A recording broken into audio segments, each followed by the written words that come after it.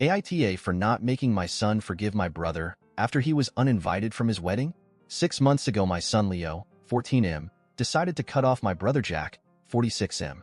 Now my mom, brother, SIL, and other family members want me to make my son forgive him to keep the peace.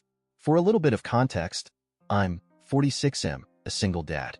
My family has always helped me in many ways, mostly babysitting when Leo was younger, and even before my son was born, we were all very close. We all live relatively close to each other, so we've been able to keep in touch with weekly gatherings, spending the holidays together, etc. Everyone loves my son and my son loved them back. However, my brother Jack was always my son's favorite person. Back when my son was 3 to 4 years old, Jack and his wife had more flexible jobs than me, think freelancing versus a 9 to 5. So they always volunteered to look after Leo, something he loved. Almost every month they would take him to the zoo or the aquarium, or they'd even go camping with him. As my son grew older, he started to develop the same interests as New York brother, like video games, photography, and music. When Leo was 9, he told me he wanted to have the same career as his uncle. This is all to say, they were extremely close. Last year, my brother informed me that he and his GF Mary were getting married. I knew that neither Jack nor his GF believed in marriage, so when I asked them about it, they told me it was all Karen's idea, my SIL's mom. Because Jack and Mary didn't care much about the wedding, and since Karen was paying for it, they let her plan everything, from the venue to the food, music, etc. Karen decided to plan a destination wedding at a fancy resort. In July of last year, we received the invitation, and it was addressed to both me and my son. I even had a +1 if I wanted. And as soon as the website went up, I tried to make a reservation for our hotel room. I should clarify that I had to call the hotel to make my reservation because the link wasn't working and I really couldn't risk not getting a room. When I received the email confirmation, it said room for 2 adults, but I didn't think much of it and just assumed it was an error due to the language barrier with the hotel guy. I also bought the plane tickets for us around the same time. Fast forward to January, less than a month before the wedding, when my SIL called me crying saying that Karen had made a mistake with the venue. Apparently, the resort was for adults only, so they didn't allow anyone younger than 16.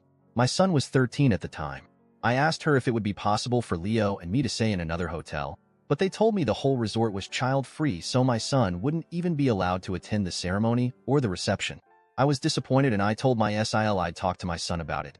I knew how excited he was about his uncle's wedding, but she insisted both her and Jack wanted to tell him in person. Honestly, my son was devastated. He started crying as soon as he was told he wouldn't be able to go. He pleaded with them and even offered to give them all of his savings so they could move the wedding. After 30 minutes of this, my SIL got frustrated and just told him that he was being selfish and that this day wasn't about him. Leo eventually apologized and went to his room. After the wedding, my son just stopped talking to my brother. If Jack sent him a message, Leo would just ignore it unless it had something to do with me. For example, he would only reply if Jack asked him to tell me something because he couldn't reach me, etc. On our family gatherings, Leo would only respond to small questions like, "Can you pass the salt?" or "Help grandma with the plates." But he would ignore my brother if Jack or Mary tried to start a conversation or ask him about school, etc. A month after the wedding, Jack and Mary offered to take him for a special vacation during spring break to make up for the wedding. But my son just ignored them, and he later told me he didn't want to go with them. It was heartbreaking because I knew how much he wanted to go to that place and I wasn't able to afford it yet, but he stuck to his guns. Something similar happened on Leo's birthday. He asked me if I was planning to throw him a party. I do it every year. And when I said yes, he asked me not to invite his aunt and uncle. I tried to convince him to invite them because they're family and they were really sorry, but he just said that if they didn't want him on their special day, he didn't want them on his. My brother was crying when I told him he wasn't invited. However, things came to a head this past weekend.